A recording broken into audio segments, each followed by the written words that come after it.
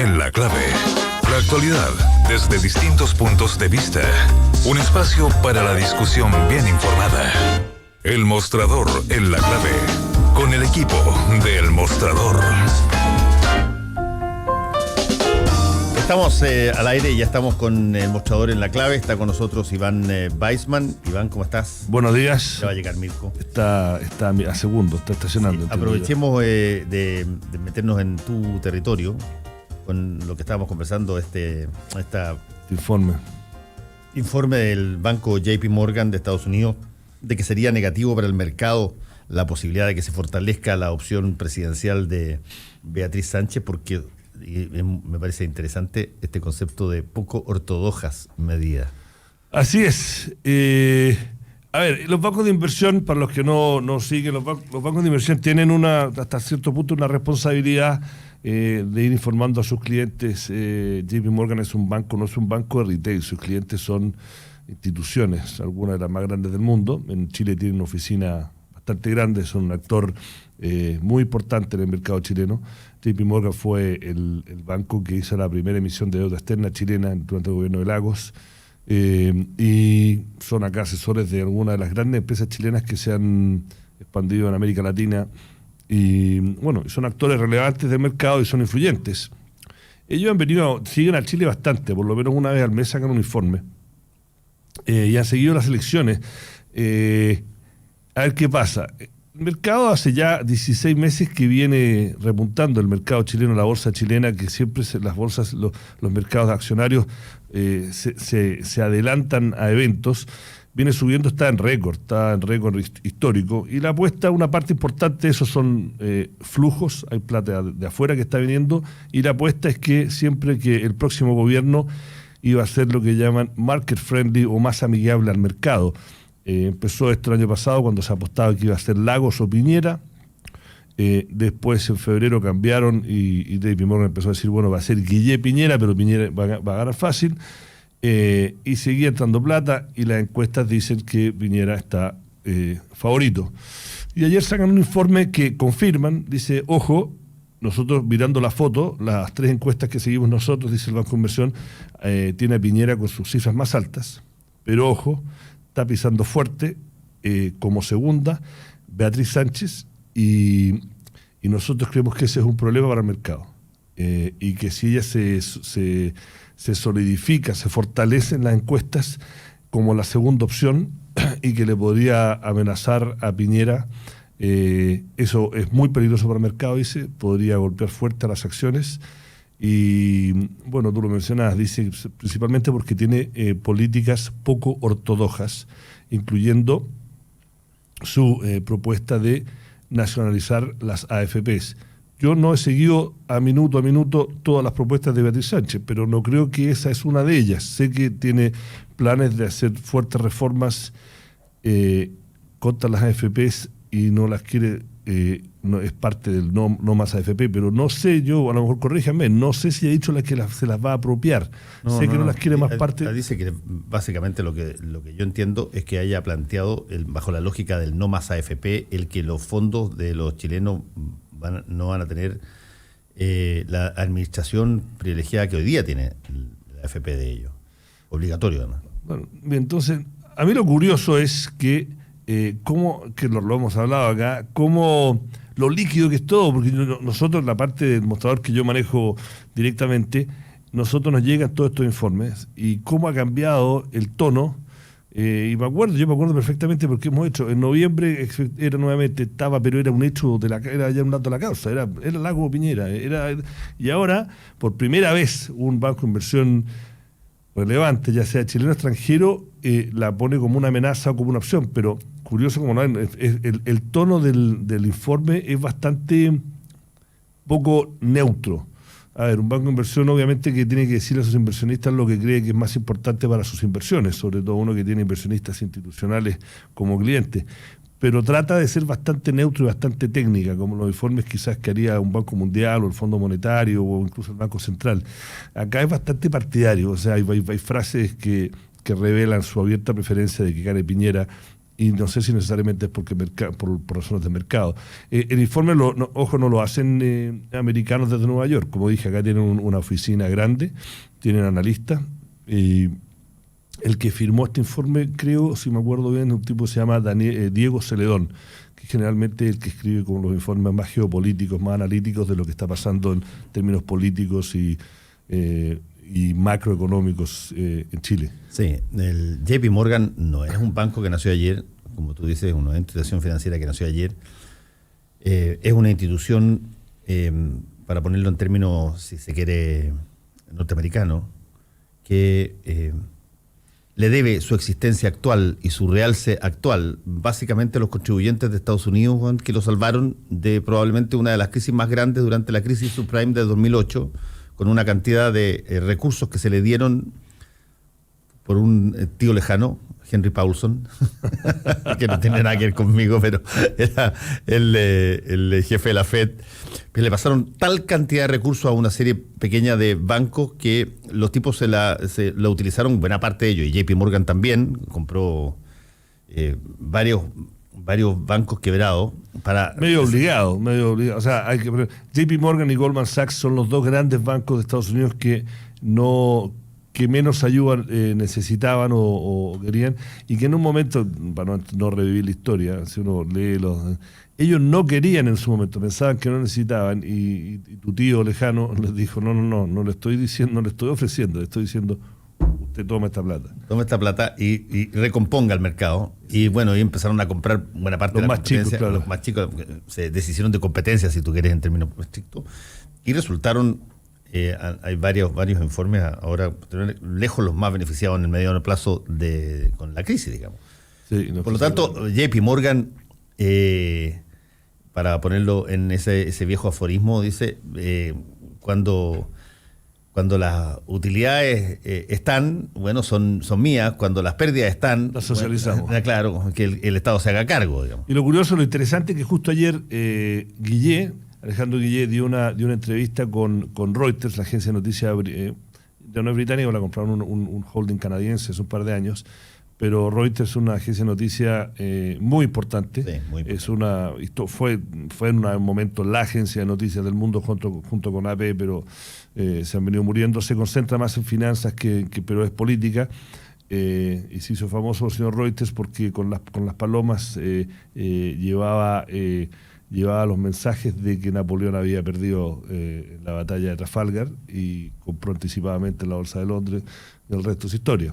Pero ahí nació Reuters, y si uno va al centro de Londres, el sector financiero, hay una estatua de él. Bueno, Guillermo le dio una entrevista y le preguntaron muchas cosas del tema económico. Y él tiene uno nunca sabe por qué él cambia su discurso. Porque acá sabía que es un discurso más internacional, por ahí más tecnócrata, y sale como un socialdemócrata alemán.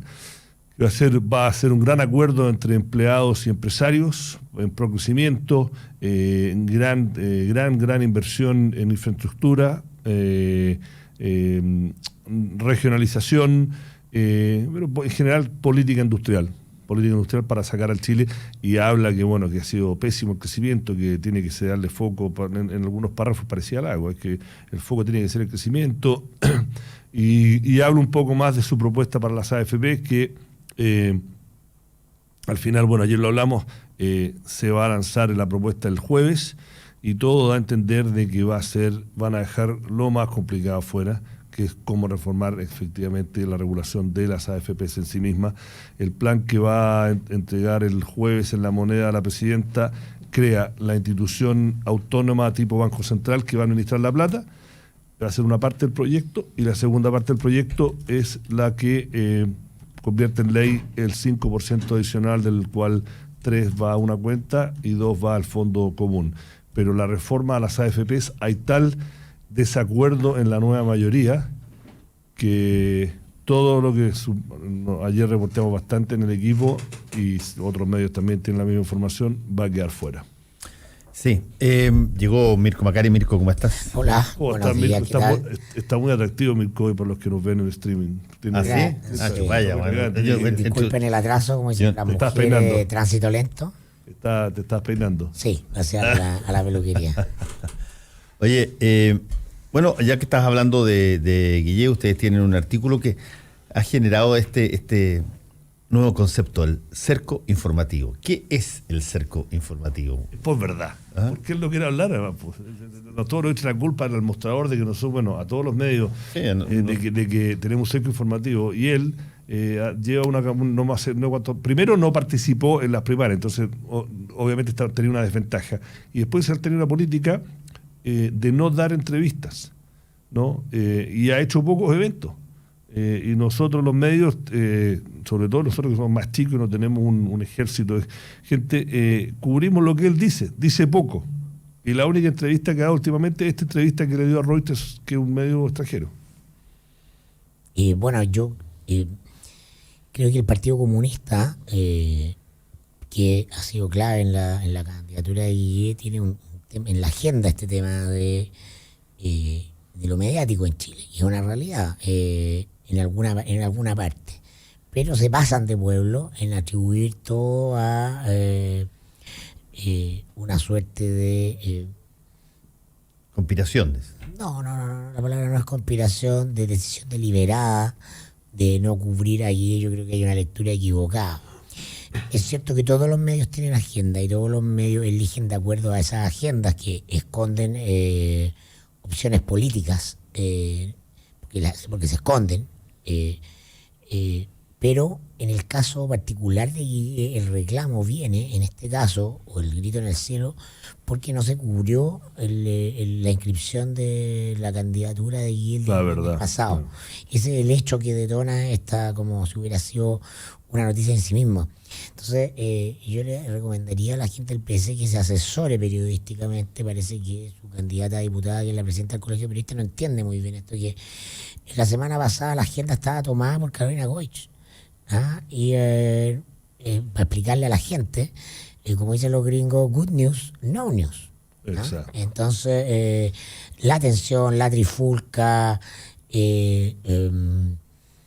estaba en torno a todo lo que venía siendo el episodio de la DC, y eso continuó el viernes y el fin de semana. De hecho, como traía viento de cola. Entonces, si se refieren a ese hito se explica particularmente por aquello. Lo otro es que Guille ha sido cubierto por hacer malas noticias, efectivamente. Las semanas anteriores a Goich era él la noticia, las 2 semanas anteriores al episodio de la Junta de ese Rincón, lo fue por las mismas razones que lo va a volver a hacer: las tensiones entre los partidos y su comando de amigos cercanos, GAP, podría decirse. Particularmente lo va a hacer por la tensión que hay en torno al nombre de Carol Cariola. Tiene todos los elementos de la noticia Cariola, ¿no? Está el tema de que es comunista. Para desgracia de ese mundo, la agenda está dominada por Venezuela, entonces se ha venezolizado.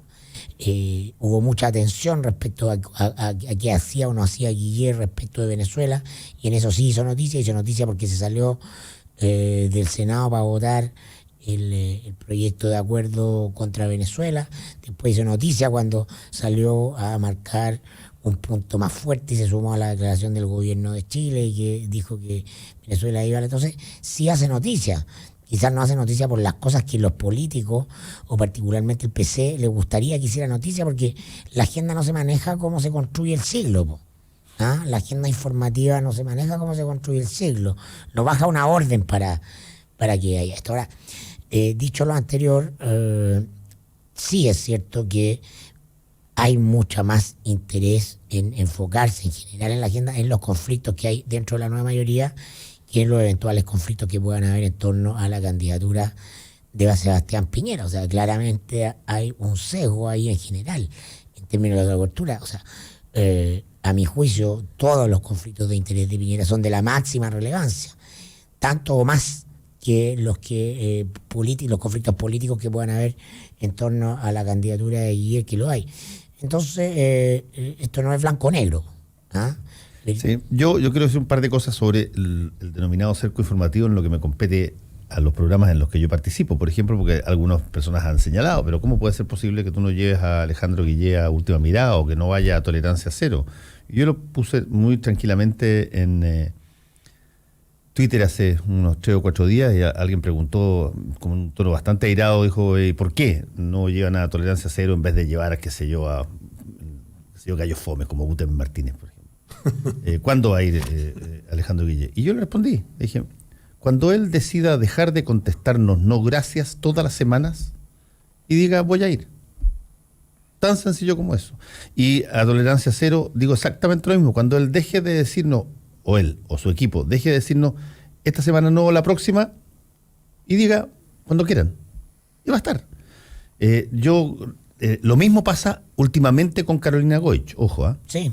Carolina Goich en tolerancia cero 2 o 3 veces nos han insinuado que podía estar disponible y después, bueno, por los problemas que han habido, no va. Por lo tanto, si alguien dice por qué llevan sustitutos, entre comillas, te pongo un ejemplo, ¿por qué llevan a Guten Martínez o lleva a Ignacio Walker? Bueno, en gran medida lo hacemos porque la persona protagonista de la historia no está dispuesta a ir.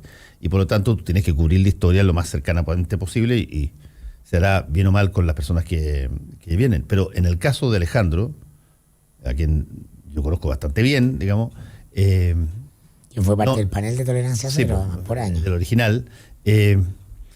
Alejandro, contumazmente, ha señalado su equipo que no está todavía disponible para ir ni a tolerancia cero, ni a Última Mirada. Así es que cuando quiera él tiene abiertas las puertas. Pero además hay otra cuestión en esto. Todos deberían aprender un poco de Marco, que es el que entiende que le tiene que dar noticia a los medios. Tú eliges estar en la noticia por cuestiones que te instalan o por cuestiones que tú instalas. No hay otra opción. Entonces, para tú instalar noticias tienes que ir al frente. O sea, tienes que hacer polémica y Guille viene evadiendo todo tipo de polémicas. ¿Cuánto de meterse en rollos, salvo decir un par de cosas respecto de Piñera, no entra a poner cotos con Beatriz Sánchez, no habla duro contra los que quieren tomarse el partido. Es decir, Alejandro Guille se diluyó cuando él habló, que fue poco, pero hizo algunos puntos más de conflicto, tuvo absoluta cobertura, porque en los medios vamos detrás del conflicto. Sobre todo cuando salió a la sala para no votar sobre Venezuela. Claro, ahí tenía que tener un discurso, tenía que tener una puesta en escena para que eso se transforme en una noticia de la manera en que él quiera que sea leída. O sea, Marco es el mejor ejemplo, te decía, porque Marco salta todo el rato, está tratando de saltar, manda comunicados, se tira cuña todos los días. Entonces, como no tiene relevancia en la encuesta, le cuesta mucho. Entonces ahora se recetó. No, lo último fue, y fue muy eficaz, en proponerlo de Mar para Bolivia o romper la posición chilena, muy poco popular. Pero eso no lo hace por popularidad o otro, lo hace porque necesita publicidad, necesita estar en una tensión. Sí, ahora hay un punto en el caso de las informaciones que tienen que ver un poco como lo que tú dices, que probablemente sea la mayoría, el que el drama manda y dame una noticia que qué sé yo, le abra los ojos, preste atención y yo te la cubro. Pero también hay informaciones que tú haces porque las personas que compiten representan, por lo menos históricamente, representan grupos significativos de la sociedad, digamos. En ese sentido hay un sesgo sin duda hacia los candidatos más chicos, que no tienen la misma cobertura, y probablemente algunos de ellos van a estar en una papeleta en primera vuelta. Pero también es un problema de volumen, de masividad. Pero además que, sumando lo que dice Mirko y concentrándome en Guille, a ver, uno o cubre estos puestas en escena o estrategia comunicacional para hacer noticias que puede tener Guille, o si no, uno se queda con dos opciones. Una, contar la historia de por qué no está hablando y hacer un reportaje, pero eso te da para una nota de señor Guille, lo que está haciendo, lo que no está haciendo, no hablar con fuente. Y después el resto, si uno lo piensa, y va a ser crítico, uno quiere cubrir una campaña presidencial y tratar de ir detrás de la persona, porque esta persona quiere ser presidente de un país. Y uno, ¿por qué quiere ser presidente? ¿Qué es lo que te motiva? ¿Por qué los chilenos tienen que seguirlo y votar por ti? Y él no lo ha dicho. Él no lo ha dicho ni con sus actos. Entonces, ¿qué historia vamos a contar de Guille?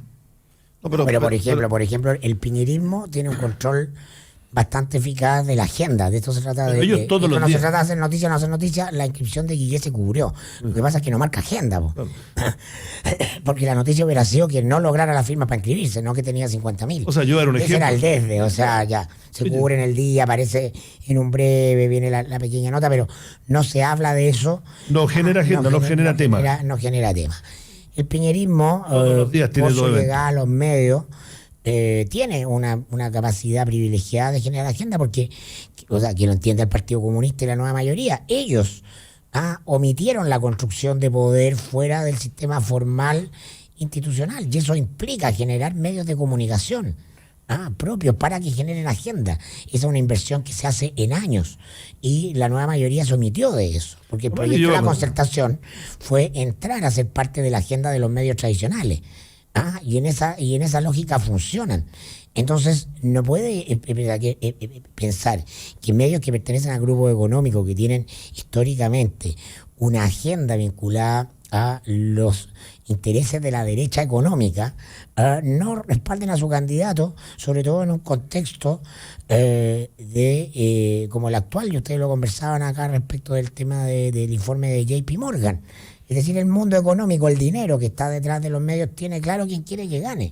Entonces, por eso el piñerismo te filtra el nombre de este cabro que traen ustedes acá, la clave al panel, ¿cómo se llama? Como que te lo venden como el rostro joven del comando de Piñera, el nuevo delfín de Piñera. En Gonzalo Blumel. Gonzalo Blumel. Entonces te llaman, Claro. oye, Blumel Échate bala, Gonzalo Blumel. te llaman, te dicen, oye, Blumel está adquiriendo mucho poder con Piñera y todo. No te puedo creer, entonces hagamos el perfil de Blumel, el nombre, de Blumel, y van posicionando a su gente, operan así. Directa o indirectamente tienen redes. Mucho más Pero hay para generar. hay una natural inclinación del periodismo en todas partes del mundo. Hay una natural inclinación del periodismo por cubrir a lo que a los referentes, en este caso las coaliciones, por ejemplo, que tienen una tajada enorme de representación popular. Pero- Solo que para eso tiene que estar dispuesto, en este caso el candidato, a responder, a estar disponible. Pero yo voy a hacer un punto acá. Usted ha trabajado en medio y es un poco contar detrás de la cortina lo que pasa. La centro derecha, saquemos derecha, por o la favor, derecha basta. antes, está mucho más organizada además. Yo doy un ejemplo, por ejemplo, lo que cuenta Mirko. 2 o 3 veces al día, el comando de Piñera tiene un equipo de WhatsApp en el cual hay varios, no sé, tendrán 1000, no sé cuántos periodistas tienen, y te dicen, Piñera a tal hora va a estar en tal lugar y le va a pegar al ministro Valdés por lo que dijo sobre la AFP. Y después va al seminario de moneda y le tira la cuña y los periodistas están preparados.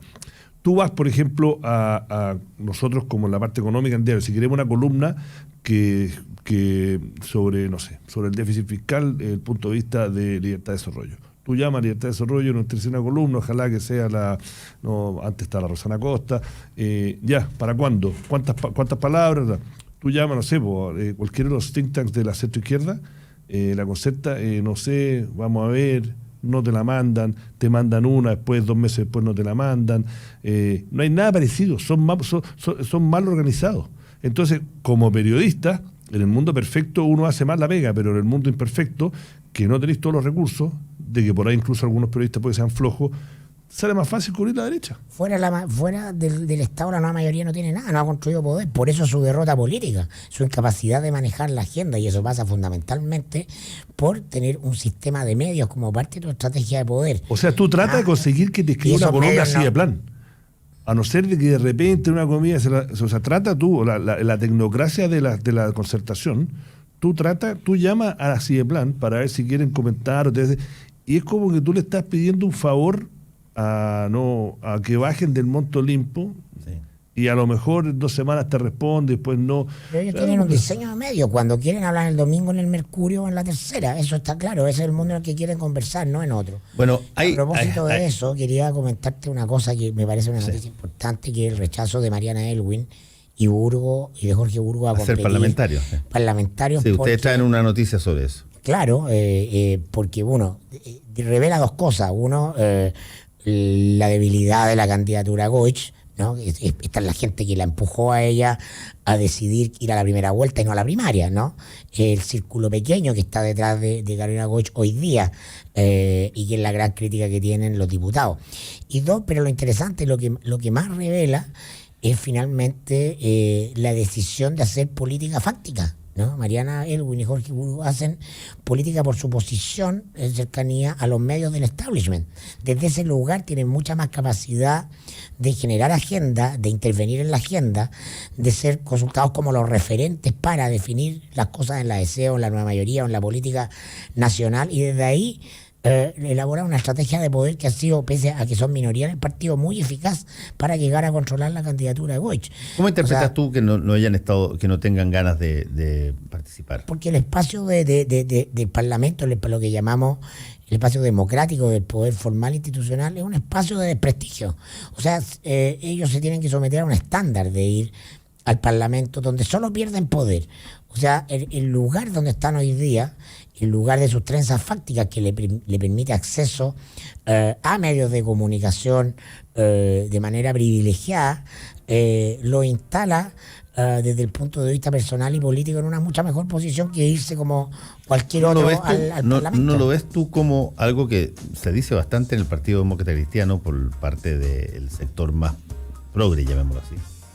De que en realidad la posición de personas como Mariana Elwin o Jorge Burgos desde el punto de vista de la raigambre, de arrastre, de la capacidad de movilizar votos, no es tal. Tanto así que no salen en la Junta, Mariana Elwin en Las Condes Vitacura podría arrasar.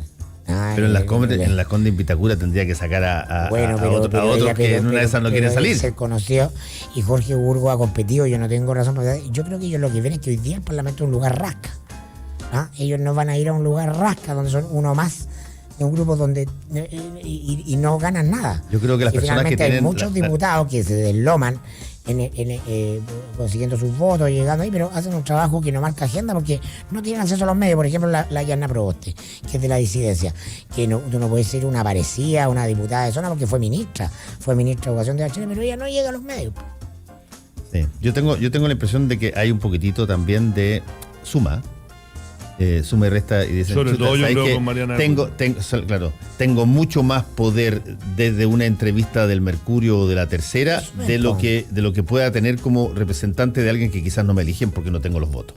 Por supuesto, y ese poder lo demostró Ignacio Walker, recetándose semana por medio una entrevista para horquillar el proyecto original de educación del gobierno. Desde ahí se construyó, ¿no?, la atención, concertación, nueva mayoría. Desde ahí. Bueno, agradecemos a Mirko Macari y a Iván Weissman en el mostrador. Esa es la política fáctica. Nos vemos mañana. Sí, nos vemos mañana. Hasta luego. Volvemos. Actualidad con ojo crítico. Información desde distintos puntos de vista y discusión bien informada. Fue El Mostrador en la Clave, con el equipo del Mostrador y Combinación Clave.